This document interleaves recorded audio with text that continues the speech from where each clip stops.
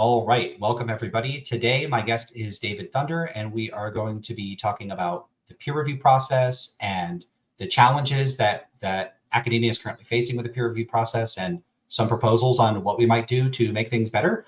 So, David, would you mind introducing yourself, telling us a little bit about who you are, what kind of work you do? Sure. It's great to be here, Lance. And basically, I'm a political philosopher by training, so that readers can understand where my background is I did my PhD at the University of Notre Dame in the United States.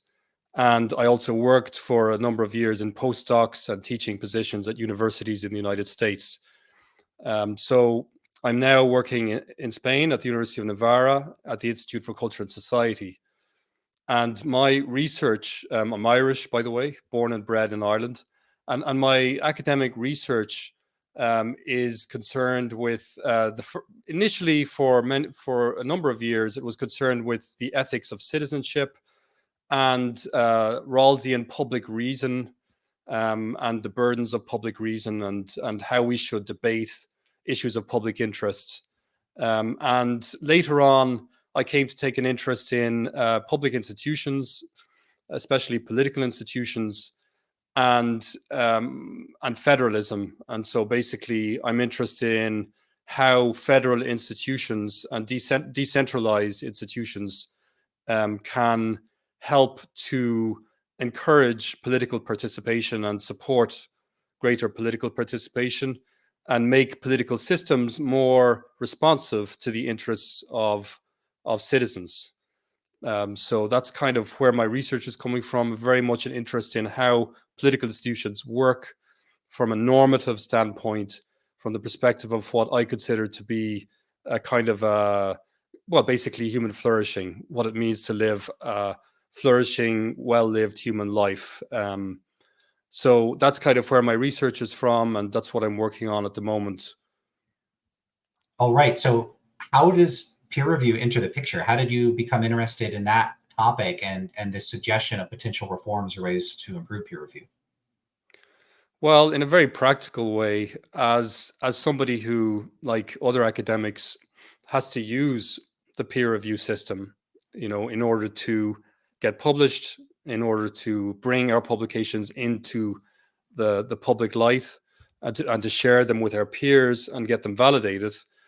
I found that process, let's just say, very uneven. In some cases, the process was incredibly efficient and well managed, and with extraordinarily professional feedback, very good feedback, very helpful feedback. And in other cases, it seemed to be an extremely time-consuming process, an unpredictable process, a haphazard process, and a process in which some of the reviewers, I think, basically didn't take it seriously and were very unprofessional in their approach, either by taking a kind of by a lack of seriousness in the way in which they assessed my work.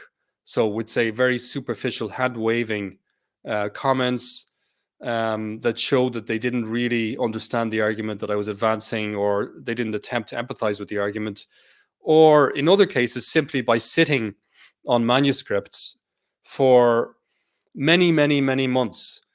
So just to give an example, I've had a manuscript that took over 2 years to clear the peer review process. And this has pretty big consequences for a career, because in my field of political philosophy, book manuscripts, books, monographs are highly valued and are a way of making your mark on the field. So very lengthy delays on the review process can basically put your career on hold, because it's kind of your calling card is your published research, especially if it's something you've been working on for maybe a decade or for 7 or 8 years.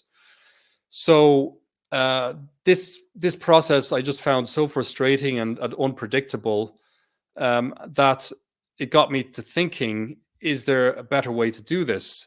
My intuition was that one of the problems with the process is that it is a purely bona fide process. It just relies on the goodwill of reviewers. It relies on the incentives for reviewers to take this seriously and undertake the process in a timely manner are basically just goodwill towards the profession, and the sense that, well, if someone will review me, I should review others. It's a kind of an indirect reciprocity, because it's not that I'm reviewing you and then you're reviewing me. It's that I'm reviewing someone from the profession, and then that person will review someone from the profession. And I just think that these incentives are clearly not working, because it's not just me. I think a lot of people complain that review processes can drag, and also that they're often not necessarily, done in a very systematic or rigorous manner. Probably because of limited time, I would imagine. So then I put on the table this sort of proposal. What if we monetized this? If we marketized the peer review system and actually assigned monetary rewards to effective peer reviews, would this work to make the system more professional, more efficient, and more timely? And I put that idea out on a number of chats to see what people in the profession or involved in the publishing process might say about it. All right. So before we get into that proposal and the sort of the details of how that might work and what people have said to that, could we take a step back and talk a bit about how the peer review process works? And then before we do that, I do want to say I myself have had pretty much exactly the experience you described. I've had experiences where I submit papers for publication. The process is efficient, professional. It's expedited. It's quick. I have no complaints. Like everything went smoothly, and I'm like, this is how things should go. Then I've had experiences where things are unclear, or they drag out, or it takes forever, or one reviewer just never submits a review. I've had reviews that have been thorough, comprehensive, thoughtful, compassionate, like really engaged, like just a person that's dedicated to actually reviewing the work in a systematic and thorough way. And then I've had reviews that I didn't think were very, it looks like they glanced at it, they skimmed through it, and they were fairly dismissive. Even when it's positive, I've seen fairly dismissive reviews. And I don't think this is just your or my experiences. It's become like a meme, like a sort of almost like this like trope of like reviewer two. People will post jokes about how sometimes unprofessional and rude people will say things like, "This is the worst thing I've ever read," and all sorts of stuff in reviews where they're needlessly hostile or dismissive or nasty. Even setting that aside, like I would be fine with a little bit of hostility if it's accompanied by substantive constructive criticism. But when a review amounts to your paper sucks and I'm sorry for having read it, and that's it, that's not what feedback should be. And so you get this wild inconsistency where it's not like it's reliably mediocre. It's that you get everything from amazing reviews to terrible reviews, and you get them at everything from a few days to a few months. So something is off with that degree of inconsistency. I don't know if I haven't seen surveys on people's experiences in my field, psychology and philosophy, or outside of these fields in other areas, but I would imagine that this is a broad and systemic problem. But the thing about a lot of this is that you and I are familiar with the peer review system and what that process is like submitting a paper and that sort of thing. Could you tell us a bit about what really is peer review? Because peer review in the abstract is just like your colleagues review your work. But I think when we're talking about peer review, we're often talking about a sort of formal or semi-formal system of a sort of universal pre-publication peer review, where there is an expectation that academics publish articles in specific journals that are designed for that purpose, and they go through this formal process of submitting papers and having them reviewed. Could you cover like what this process is like and give us a bit of background on that, and then perhaps maybe there's more to say about what how those structures and institutions and the norms involved in that can generate, because I think there's even more challenges than you've described. So basically, can you walk us through, like, what is the peer review process? How does that work? Why do we have it? And what some potential issues with it are? And then I think it would make sense to move towards addressing your proposal. Sure, yeah. Well, I think as you suggest, I think it's useful to think of peer review as having an informal aspect and a more formal aspect.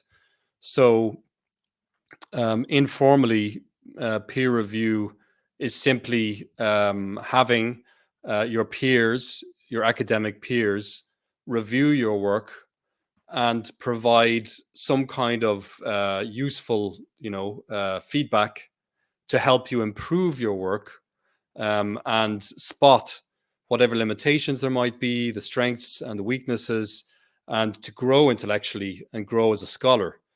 And so, in that broad sense, in that broad, more informal sense, peer review is integral to just our everyday academic life, or should be, in the best case scenario, it should be, I think, normally.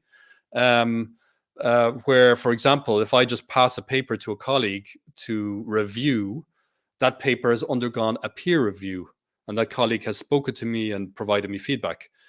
But of course, when I posted about the peer review process, I was actually referring more to the formal peer review process, which is a pre-publication process, a peer review process, and that is a process that basically is designed to validate work that before your peers in a relatively public fashion. So it's quite different to, say, my passing a paper to a colleague, because in that case, even though I benefit from that feedback and that peer review, there's nothing really public about that peer review, and that peer review isn't necessarily recognized as a form of public validation for my work, even though it could be immensely useful and help to improve my work. So the type of peer review process we're talking about is a peer review process that serves as a form of public validation of our academic research or academic work. And how that works essentially is that there are certain outlets or journals, but also book publishers that basically have a filtering process to ensure that whatever gets published, well, reaches a certain standard, a certain minimum standard of academic rigor or excellence. And that standard is honored by putting those papers and those manuscripts through a formal peer review process. And the idea is that the people who review your work must be qualified to do so.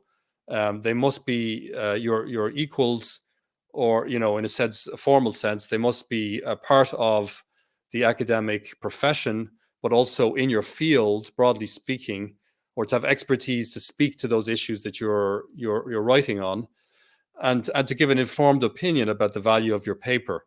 And so the primary purpose of the formal peer review system is not actually the primary purpose is not to improve the work of the writer, but to validate work that will get published.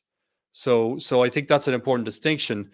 There's a nice spin-off or a nice bonus of that evaluation process, is that the author can, on a good day, get valuable feedback from the process. But the primary function of the process is to exhibit the best academic work in a field, in a way to validate the best work, so that it is put on show, or it's kind of showcased in a publication, or in a variety of publications. And so there are two steps here. One step is the publications that are considered prestigious enough to serve as a kind of a filter. But then those publications then have to use a filtering process of their own, which is the peer review process, in order to filter the best work onto their pages. So yeah, I think that's kind of how it works. And anyone who needs to advance in their career, anyone who wants professional recognition, absolutely has to submit their work to this formal peer review process. Because if they don't do that, they cannot be published in prestigious, respected venues. So their work will never be showcased as, let's say, work that is academically rigorous. So I think that's how I would describe the peer review process. Yeah, basically. Okay, and something important to emphasize about that is if you have a desire to work in academia and you want a tenure track job or something like that, there is typically going to be an expectation that you publish some amount of articles within your profession. Is there not? So like you literally couldn't even maintain a job unless you're publishing. Correct. Absolutely. So yeah, so that's an important thing to emphasize, which is that for certain careers, publishing is not optional. Like it is part of what the job is. Even though it's like you're publishing in some journal, it's not through the institution you're working at, it's some third party, but you still have to go through that process. So that's an important element of this. So a few questions about this, just so people have a clear sense. When I submit a paper, how many people tend to review a paper? Because people, I think a lot of people might not even know. Like if you send it off, it's not like it's going to go to 100 people. How many people are typically going to have a look at your paper? Yeah. Well, in my experience, I worked as a kind of a sub-editor at a journal when I was a doctoral student as well. Usually, journals like to, let's say, send out to at least 3 reviewers normally, so that they can have a tiebreaker. Say if they get 2, if they have a positive and a negative, they need to break that tie and get at least 2 out of 3 to approve the article. Now there are some journals that will actually have as many as 5 reviewers. I'd say that would be unusual. And then in some exceptional cases, some reviewers may only send the article to one external reviewer. It's not as if these journals are regulated by the law of peer review or something like that. But I would say that the extremes are 1 review or 5 reviews. That would be out at the outer extremes.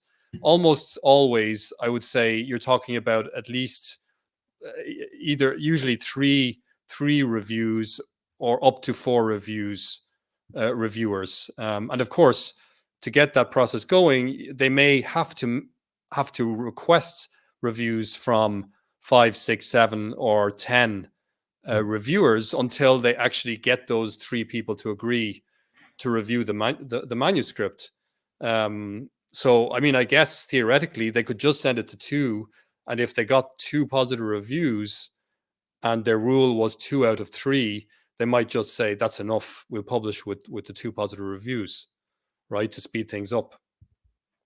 So, this process of sending it out to reviewers, how much power do they have, and how much power does the editor have? So, I'm not sure how much people know about what goes into this process, but there are instances of desk rejections where it's not the reviewers that make the decision; it's an editor.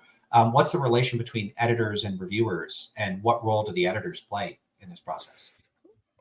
Well, the editor plays a really pivotal role in the process, and essentially, the editor is the person who makes the final judgment call on whether an article is published or not, even if it is approved by the requisite number of reviewers. The editor always has the discretion, unless the constitution of his own journal removes that discretion, which I very much doubt it would. He would always have the discretion to reject an article, even if it was accepted by reviewers. He could cite he could cite, I don't know, maybe political reasons, although they wouldn't normally, admit that politics was what was driving a decision. But perhaps they could cite that sensitive information was included in the article. They might be able to find some reason to reject an article, or they could just simply disagree with the positive reviews and come to an independent conclusion that, in fact, the article had a fatal flaw that really was so fundamental and so fatal that it really didn't deserve to be published in that journal. So normally what happens is then the editor would recognize if there was a flag that a reason why he thought this was definitely not going to be published, he'd probably just reject it, not even send it out for review if it was so clear for him. But then he may need the reviews in order to have a fully informed perspective. And because he's not going to read carefully every single article that passes his desk, he or she, I would expect, that's why we have a review process, so that in part he or she can actually get these reviews in, get these expert opinions on the article, and then make an informed decision.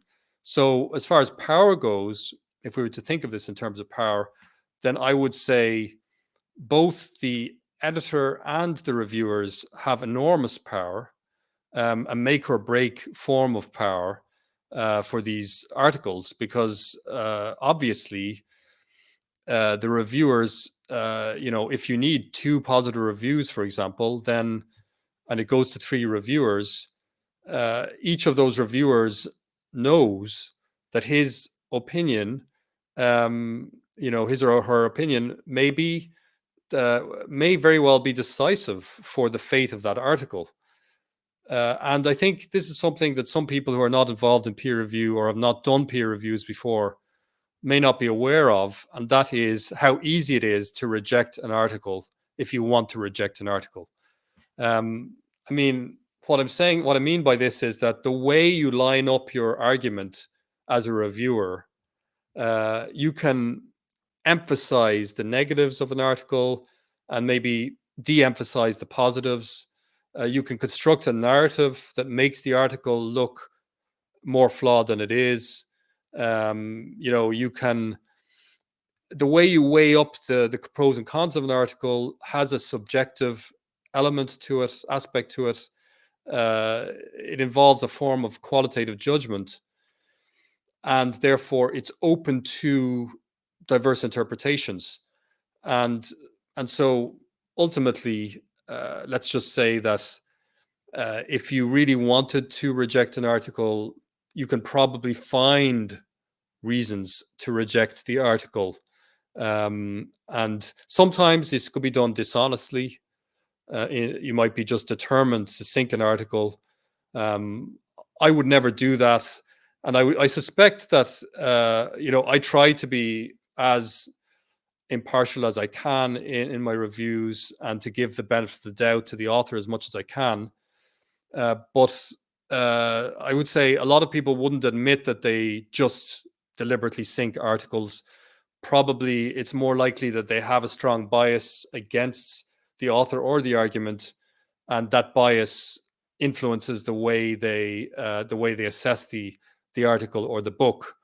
And just that's just a psychological fact about us, that when we review something, we are subject to a series of biases that can be quite decisive for how we review, how we evaluate work that crosses our desk.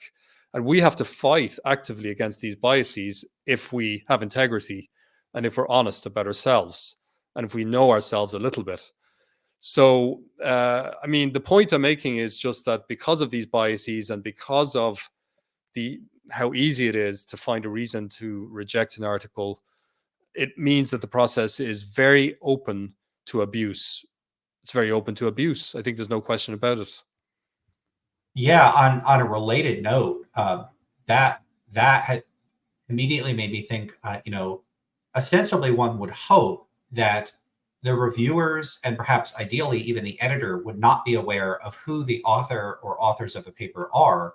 But there's a couple things. One, from what I've heard and in my experience, it's often the case that at least the editor knows who the authors are, if not the reviewers. I've even had occasions where like the authors of an article, it was not made anonymous to me as a reviewer, so I knew who the authors were.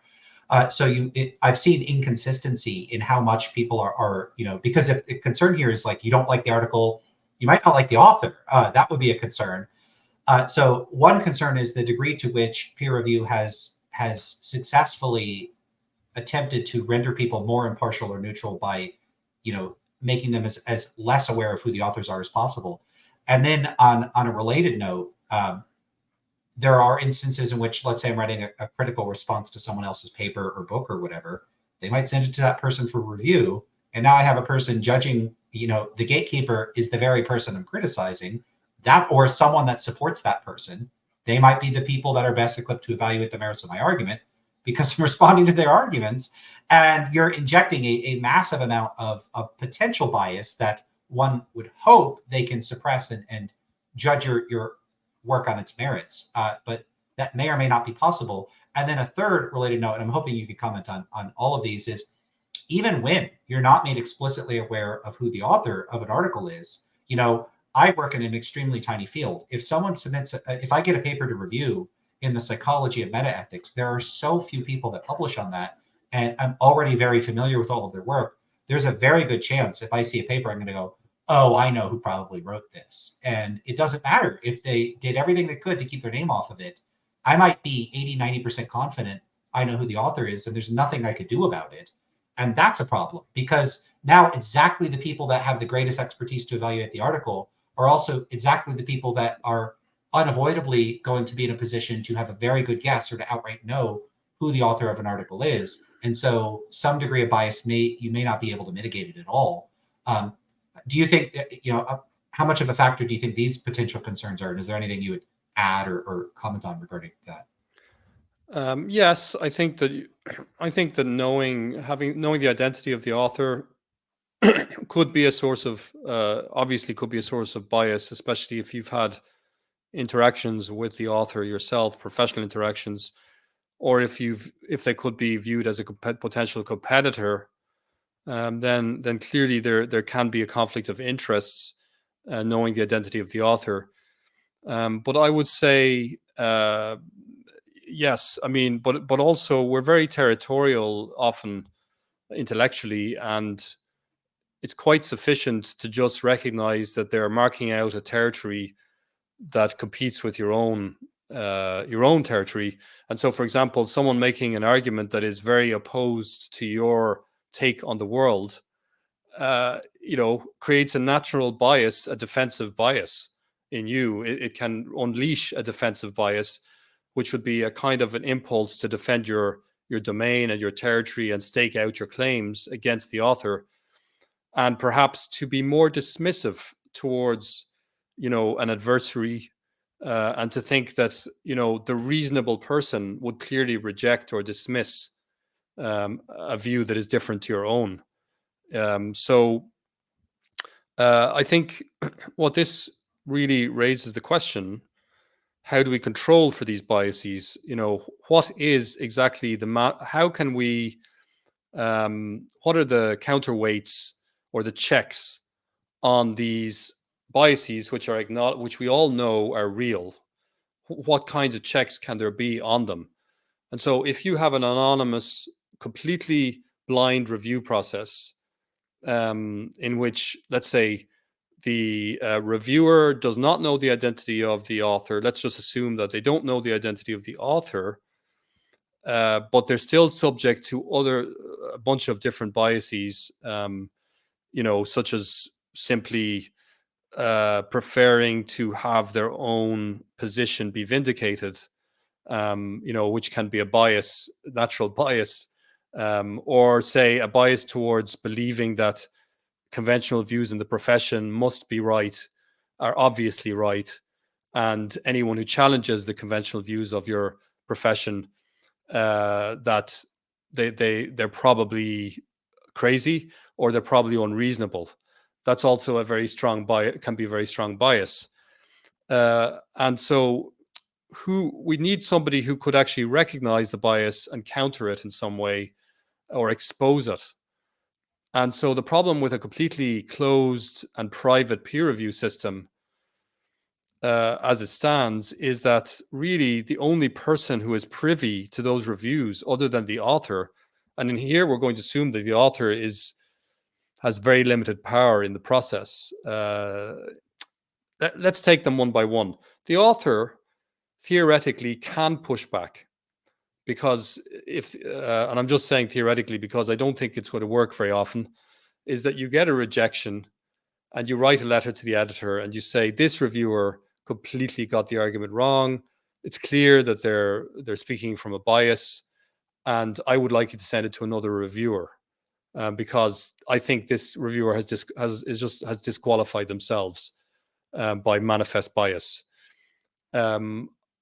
That's something one can do, or simply you could just take the merits of the argument and just say, you could challenge the merits of the reviewer's arguments and just say, I think they missed the point of my article.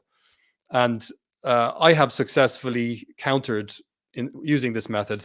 I have overturned some reviewers' decisions on my own work. So that's something that I was very proud of, I think, as sort of, I felt, yes, I fought the good fight. I got a result. I got a result. It worked for me twice twice in my life. So it can work. But let's be realistic. This is not likely to work a lot. Mostly that's just final. The author is not going to be able to push back. So who else might be able to check that bias? The editor. Obviously, the editor is somebody who you would want to be in the position where they could see, no, this guy's crazy. This reviewer is just so biased. I'm going to get an extra opinion on it, a second opinion. You would hope that an editor might be able to recognize the bias.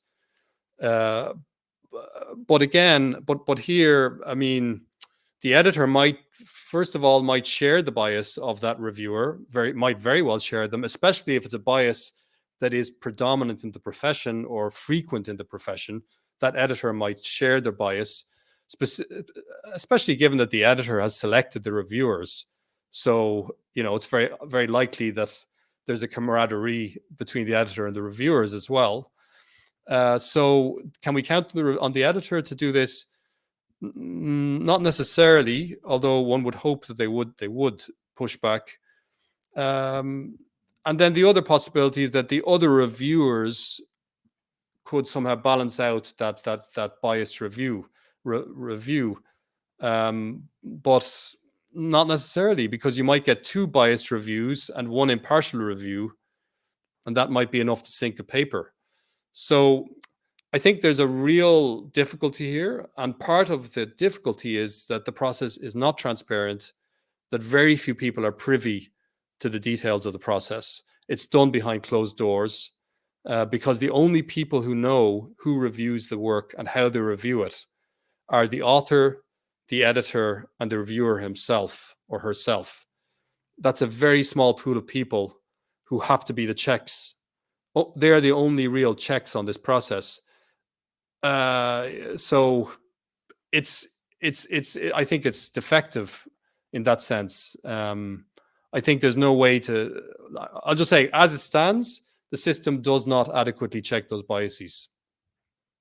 Yeah, one thing that always puzzled me was the lack of transparency too. I found it strange that while I've heard of some exceptions, most journals don't publish the reviews alongside the finished product, nor do they publish the names of the reviewers. So, those reviews, I think, could often contain valuable information that could be useful to people that are reading the articles, and that would enhance the accountability and transparency of the process. And yet, to me, inexplicably, it's not done. I don't know why that's not done, because they could just be included as a supplemental section alongside the article. It doesn't have to interfere or excessively burden things. And it's not like we have, everything's online now. We don't have space constraints. So they couldn't use the excuse they could use 40 years ago to say we can't publish every review, or the library would be too full. That's not an option now.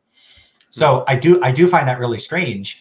And that issue, and there are other issues that I think we could raise, but I want to get to discussing the peer review market idea. But just to recap a little bit, you would raise these concerns about the inconsistency in the process, that the process is potentially time consuming, that it could take a long time to identify an adequate number of reviewers. They could take a long time to respond. They could be dismissive or inadequate in their. So there's all these challenges that we face. Maybe some of these would or wouldn't be, like, some of these may be addressed, some of these may not be addressed by this peer review market proposal. But can we return to that now, and then you tell us a bit about what this proposal is in a bit more detail, how it would work, and what sorts of issues it might potentially solve. Yeah, I mean, I think I'm going to give a very crude analogy to begin with, just to say that there are a lot of different services that operated through official agencies. So, for example, before, so say if people wanted to, just travel from one city to another, they would have to either get a very expensive taxi service, or they would pay a bus service to get from one city to another. And then what happened was that basically it was discovered that you could create a peer-based, peer-to-peer sort of transport service where private individuals, let's say, just could contract with each other to go to a city together in the same car. And this really revolutionized the transportation market because it basically radically enlarged the pool of potential providers of the service, and it lowered the costs of the service as well. Because if 3 people get a car from Pamplona to Madrid, they might pay 20 euros or 25 euros to make the trip. And so if they got the train, for example, they'd pay a lot more. And also with, say, accommodation, with Airbnb, this also revolutionized the whole housing, and rentals market, as we know, because suddenly just ordinary people who didn't have a company could provide a housing service and get paid for it through an infrastructure, through a kind of a platform. So now this is different because the proposal I'm making is different because the peer review system, as it currently exists, is not actually based on monetary rewards for the most part. It's based simply on a kind of the goodwill of the reviewers, right? So, what I'm proposing is that instead of basing the review system on just the idea of professional service and virtue, that we base it on the idea of, let's say, a market in which you get rewarded for your services. You get rewarded by whoever solicits your service.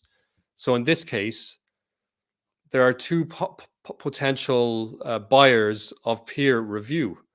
One is just academics who want their own work, who want to get valuable feedback on their own work to improve it and give it a better chance of publication. And they want to get swift feedback on it from experts, from well-qualified people. I believe they would be willing to pay for good quality feedback. And the second obvious group of people who would be interested would be publishers, and such as journals, journal editors, and book editors and publishers.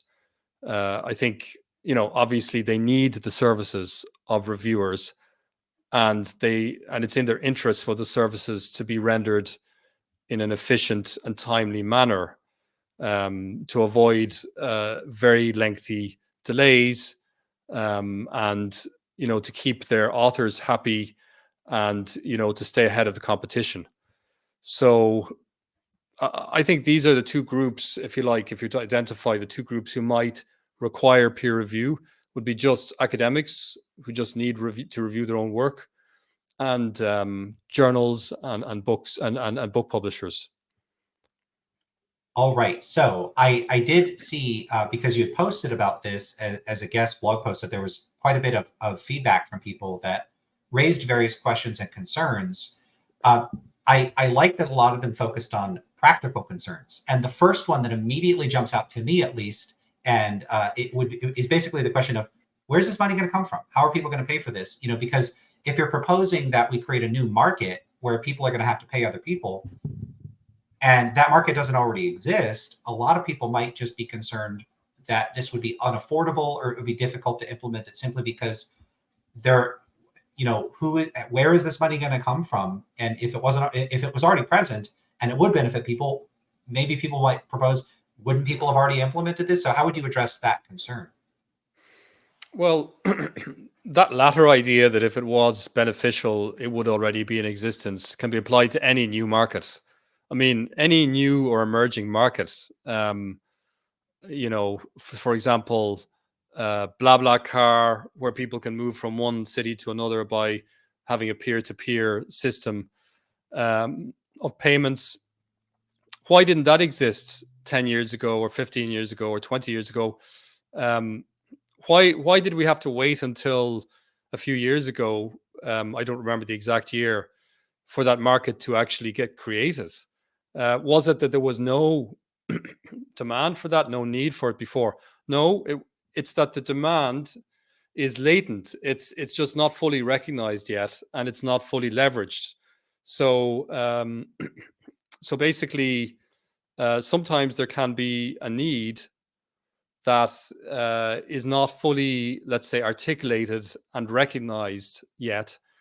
And so the power of convention and habit is such that we often think that the best way to satisfy our needs is to use existing services and infrastructures.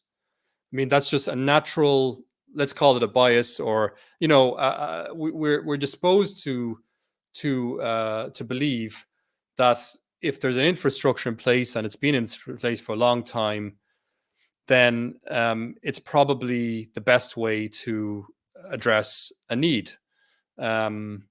And this is in part a problem of imagination. It's sometimes difficult for us to imagine a world in which things are done very differently. There's a kind of inherent conservatism sometimes when we imagine radical changes to our way of working and our way of doing things. And so here, the idea that, for example, who would pay, to have their work reviewed, or which editor would be willing to pay money to get reviews. To me, this idea, we don't know the answer to this question until we put it to the test. Basically, since there is no recognized market, peer review market that I'm aware of in operation, it's quite speculative to say that there'd be no take up, or that nobody would want to pay for this sort of service. How do we know that nobody would want to pay for the service? To me, this is a bit of an armchair speculative kind of claim that really we would have to put to the test empirically. And the only way to do that is to test out a peer review market and to see if people want to buy into it, want to use it. Here's one scenario. One possible scenario is that maybe initially there's this inherent conservatism where people say, why would I pay for something when I get these things for free? But then the people who do pay for the service, they become more competitive because they get quick and high quality reviews in quickly, and they start to outcompete their peers, in this case, say journals. And so the other journals are looking at their fellow journals and seeing how these journals that use these services are getting high quality work processed more quickly, and people know that their work can be processed quickly in those journals, and so they tend to go more to those journals, and so they become a magnet for applications, for, I should say, for submissions. There's a kind of a incentive to submit to journals that process more quickly and efficiently, an obvious incentive. So I think that there may be a process where simply people just editors begin to see that it makes sense, if they want to compete with other journals, to avail of this market. That's how I would see the process playing out. But I don't, any more than you or anyone else, I can't say for sure that would work, such a market. But I don't think anyone could say confidently it wouldn't work either. I think it's kind of, I think we need to put it to the test. All right. And so here's another concern that some people raised in the comments. One concern is, hey, if you create a market, you could set up perverse incentives where now people are potentially incentivized, once money is on the table, to maybe, for instance, as one person put it in the comments, like to give like really positive reviews, like go easy on people in order to like sort of amp up your desirability as a reviewer.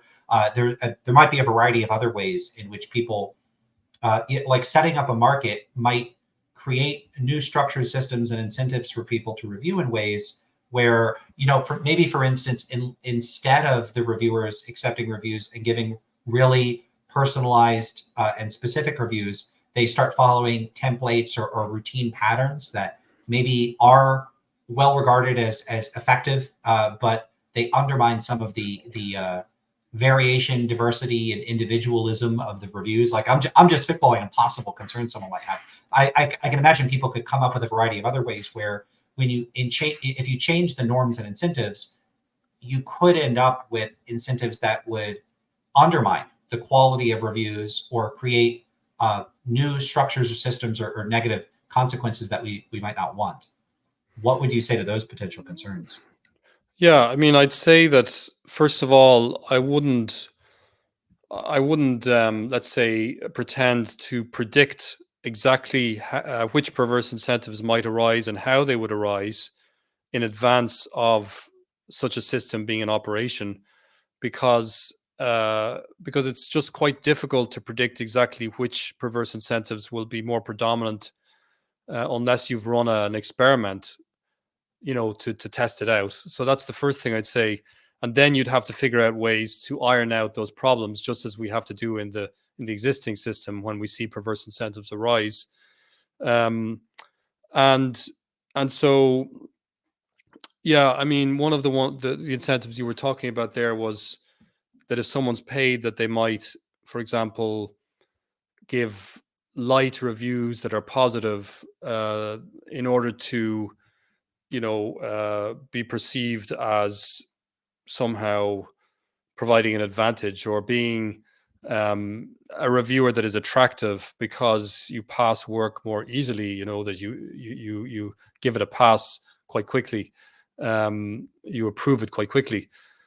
And somebody in that conversation commented that they don't see why an editor would necessarily consider that an advantage or consider that a merit in a reviewer to approve work easily.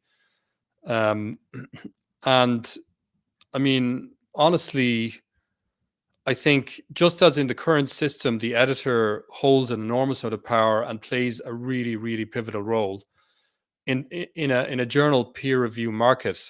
The editors would similarly play a really important quality control role, because those editors would have to, if you like, they would have to make a judgment about the quality of those reviews and the seriousness of the reviews that they receive, and whether they were done in a very kind of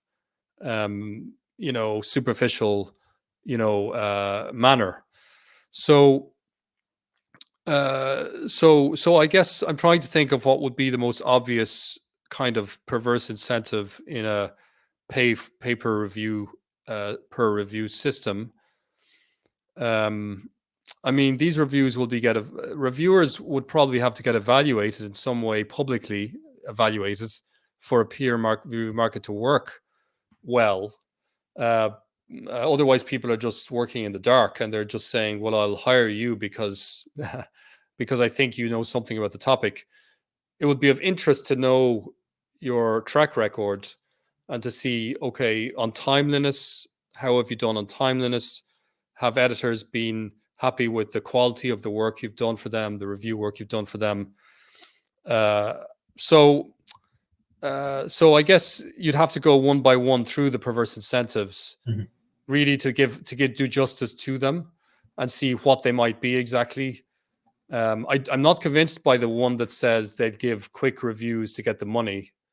I mean, honestly, right now, there's a huge incentive to do quick reviews to get it off your desk. I mean, to just get the job done and keep, if a review arrives on my desk, it is tempting.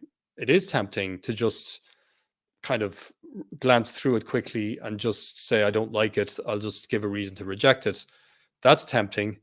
And it's also tempting, if I like it, to just read it very quickly and just say, yes, it's great, and not really give the feedback that it deserves. So I think that those incentives are in play in the current system. And I actually would say that, speaking to some colleagues, and I mean, you'd have to sort of maybe do a survey to see what people think of this. If someone is offered money to do a review, I think that they would be likely to take it more seriously, actually, and to kind of feel a burden. They'd feel more of a burden to do the job properly, in my view. Yeah, that also seems like it might be a little hard to test, because if you were testing someone like, hey, we're going to give you money to do this review for the first time, that seems to me to fall outside a context of which the person has sort of been trained and brought up in a system in which this is the norm. Like, hey, one of your compensated duties is to do reviews. That's very different than an experimental context. So it's another thing where I think it might be challenging to get a sense of whether or not paying people would really change how seriously they took reviews, because I suspect it would if it became an instituted and implemented norm that became a part of a field's self-conception, or like I don't know, well, a field or academia more generally, rather than it being this one-off thing. This is a personal worry of mine, because I do psychological research. One of the big things I always worry about is how much we can infer would happen in complicated, dynamic social institutions and practices based off of lab studies and studies that lack the ecological validity. They don't do a good job of simulating what the actual conditions are like. So that strikes me as plausible. And it's another thing where a lab study, I don't know how much I would be confident in that. I would rather see it actually implemented and give it time to become to be there long enough for us to really get a sense of how things change. Because there are transition costs. There are, the immediate effects of starting something are different from the effects after it's been there for a while. So I would really like to see that happen. Yeah, I agree with that. I think you're right about that. And in a sense, I suppose when I talked about running the experiment, just to clarify, I kind of did mean running the experiment in not just the short term, but kind of running it through the medium term as well, to see what the take up on this is. A little bit like a new enterprise or a new business. You don't know which business are going to fail in advance. I mean, it's an interesting question as to if someone was asked which businesses will succeed, and someone who's a guru in these things, how many answers they would get right, about brand new businesses. And I think probably they get a lot of answers wrong, because the kind of knowledge that you need is dependent on, as you say, highly complex phenomena that unfold in real time, and lots of different phenomena that interact with each other and influence each other, plus human freedom, which obviously like brings in another factor. It's not like an animal study or something, it's not exactly like an animal study or a physical study. So yes, we need to run it. Now, a proof of a concept, or maybe some kind of, I mean, at most you could show that it's promising, so that you're not investing in something that is a manifest failure in advance, or is highly unlikely to succeed. And so one way to do this is to do it on a small scale, and to do it with a relatively small group, and see what results you get there, before you launch it on a large scale, because then the investment is much smaller, and you might still get some interesting results. So yeah, that could be one way to go about it. Awesome. Yeah. Just to be clear, I wasn't. I understood you to be implying exactly what you described, that we would actually put this into practice and see what happens. What I had in mind is, I've heard that people have done studies on paying reviewers, and that and what I recall from hearing about this is that it didn't appear to be particularly effective for whatever. I don't know if it was like checking if it increased their accuracy at spotting errors that were deliberately inserted.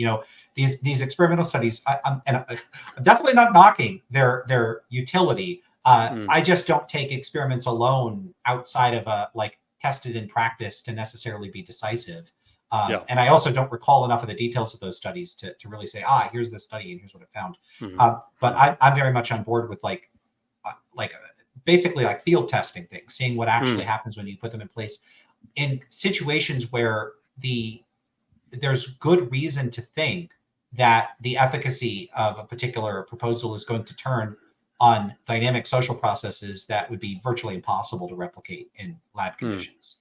Exactly. So that's really what I had in mind. But one of the things that you said also brought to mind something else, which is, you've described how people might have an incentive to review very quickly, and they might not be so careful either because they just love an article. I felt that myself, where I read an article, I was like, oh, this is awesome. And I immediately had this sense that I got through it. I'm like, I'm going to approve. And I'm like, hold up, slow down. Now I need to reread this paper and consciously look for problems and mistakes. And I had to actively put the effort into overriding that. And I don't even know if I succeeded. Maybe I just didn't. Maybe I just wanted to pat myself on the back and say, look how unbiased I am. I'm going to reread this paper and look for mistakes. And on some unconscious level, I overlook them. I don't think any of us can escape, that at least some degree of motivated reasoning. But I could also imagine if I were under greater time constraints, I might have looked over it, said some really positive things, said this is awesome, published. Like, what if I had a publication deadline? What if it was, I happened to end up getting around to reviewing at the end of the semester and had a bunch of grading to do? I can imagine lots of circumstances where that second look over would not have occurred to me, and I would make potentially a biased error in a positive direction. So what this all made me think of is, we're talking about this now, and maybe people have been talking about this for a long time, but I have this sense, and it's like more of a gut sense, not like I have data on this, that the issue is worse now than it was in the past. And that's one of the things I wanted to ask you is, has something about academic positions changed, where the problems with peer review are a bigger problem now than they were in the past? Like, is it taking longer to find reviewers? Is it taking longer for reviewers to write their reviews? Or is the quality of reviews declining?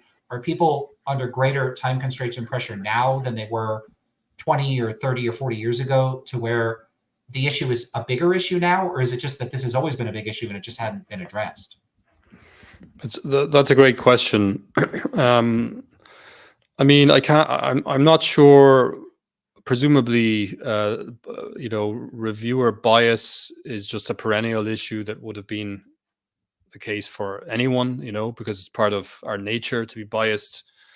But say lengthy delays in reviews, difficulty in finding reviewers, I would infer from the proliferation of publications that, let's say the number of publications, let's just say logically, the number of publications has ballooned. There's just an absolute proliferation of journals being born all the time, right? And and there are, I'm not sure as far as books and book publishers, but certainly, compare, say, the number of books being published in a given year, academic books now compared with, say, 100 years ago. I mean, I think it's obvious that there's just absolute massive ballooning of the number of books that have been published, but also the number of journals that have been, actually created. And what that means is that there's this massive exponential kind of growth in the number of articles being published as well. Now, you could say many of them are not very good quality articles necessarily, but with this expansion in the number of journals, there's also a much greater demand for reviewers. There's so there's more demand for reviewers, then people are going to be asked to review more frequently. And so I guess I would assume, and then if you add to that the fact that the people being asked to review are generally very often people who have been published in high ranking journals, that means that the pool of people being asked to review very often is a limited pool. It's not all academics. People will go to someone. For example, I'll give an example. I published an article in, let's say, the Journal of Business Ethics that was more or less, it was on trade. It was on the ethics of financial trading. It was with a co-author, but I was looking at it from a very philosophical perspective. I don't have any expertise in trading, in financial trading, right? But I was getting, invitations to review articles that had nothing to do with my specialty, nothing to do with philosophy, just because that is a more or less well-ranked journal. So I was on a list then of potential reviewers. I think that's my basic point, is just that when you multiply the number of journals, then you're going to get more demand for reviews. And it's not as if they're necessarily going to be always, proportionately more academics available to review. And then if you add to that, the other factor is the administrative burdens of academia, which have increased. Anyone who's worked in academia for the last, let's say, the last 40 years or 50 years, or is retiring now, would tell you that the burden, the administrative burdens have increased a lot in most institutions.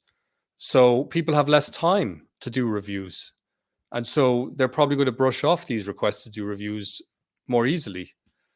So it's a logistical problem as well. People limited time, and so they'll turn down a lot of reviews.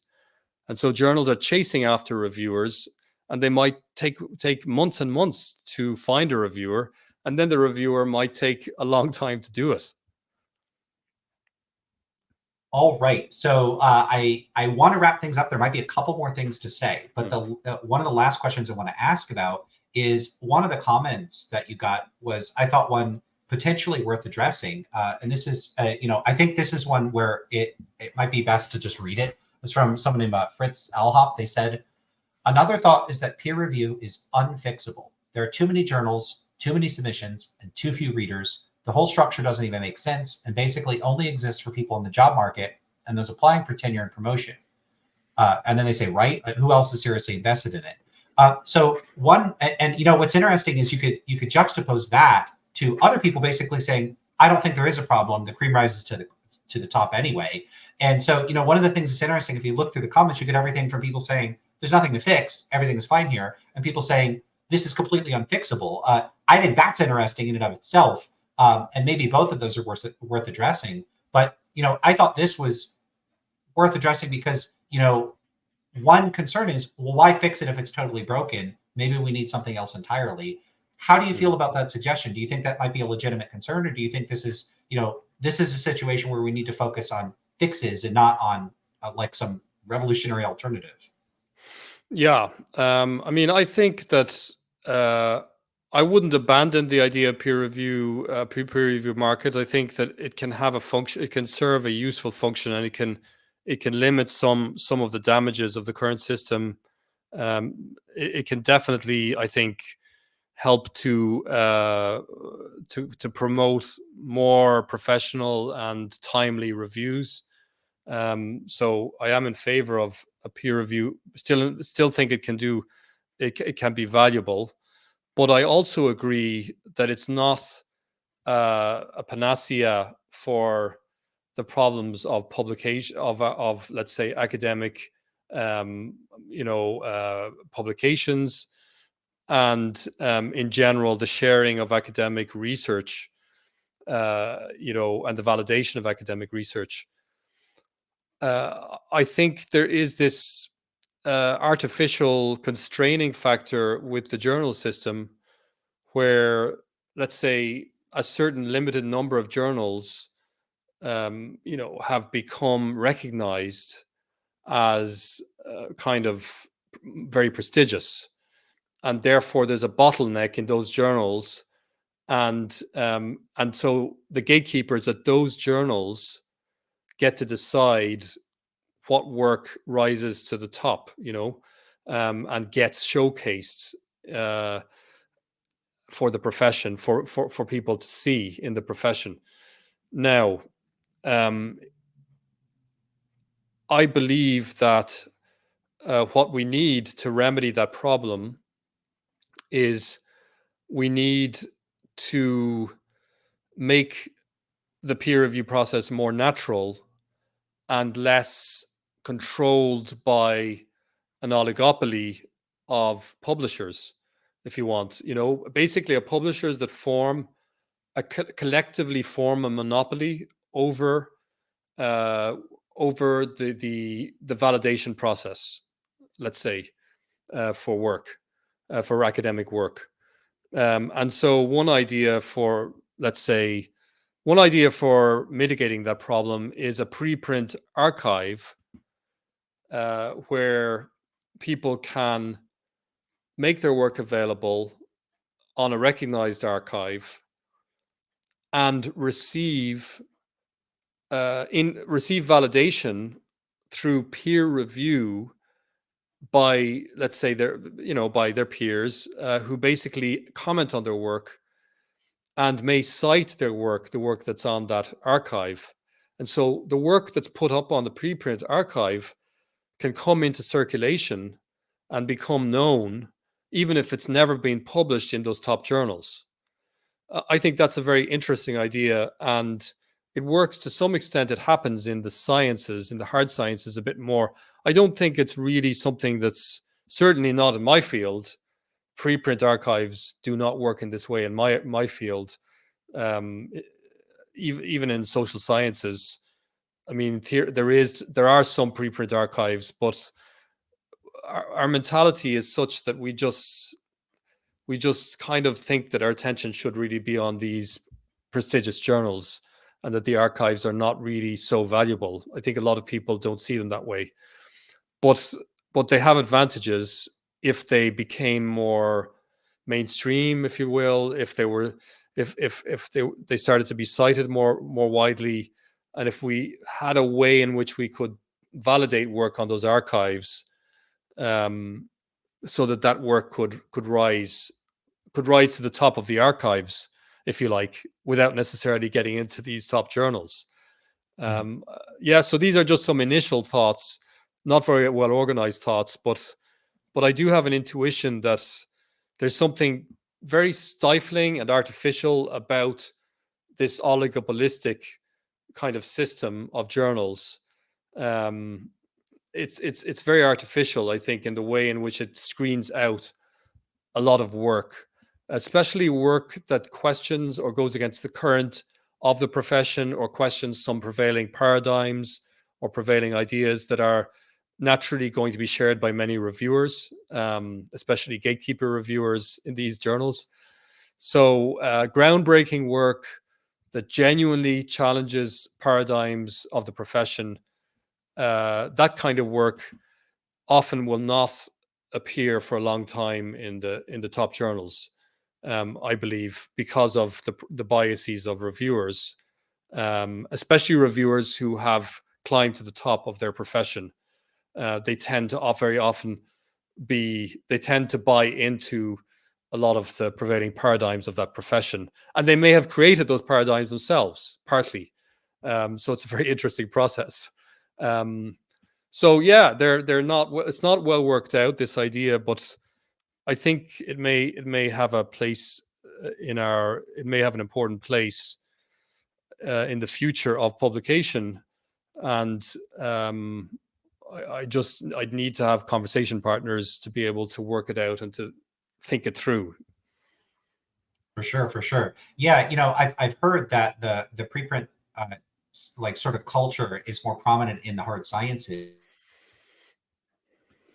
I should say I actually have a couple preprints in the social sciences myself with some of my collaborators, and so there is some indication that it might be starting to catch on in the social science as well. I mean, if my work and the work of my colleagues is any indication, I haven't looked at the data and the numbers, but I also have the impression that it's not that common. It's not generally the culture, and it is at least somewhat unusual for people to have any substantial number of preprints in the social sciences. I've never heard of a preprint in philosophy. I've never heard one. I mean, just it occurs to me that let's just say right now, the gap between the concept of peer review in general, which is that my peers read my work, comment on it, help me improve it, and that we have an interesting conversation about it. That's one idea of peer review versus the formal review process that is so that my work can get showcased to the profession. There's such a gap between those two forms of peer review. One is more natural, let's say, where I share my work with colleagues and peers, and it evolves and I improve it over time and strengthen it through feedback and objections. You see, it seems to me that a preprint server might be able to make the peer review process more natural and more dynamic and more open and transparent, in a sense, because your work will evolve and you will correct it as you get that feedback. And so it approximates closer to the idea of the pursuit of truth than the current journal-based system, which we know, even though some may want to deny it, is very heavily influenced by politics, by biases, by paradigms in the profession, and so on.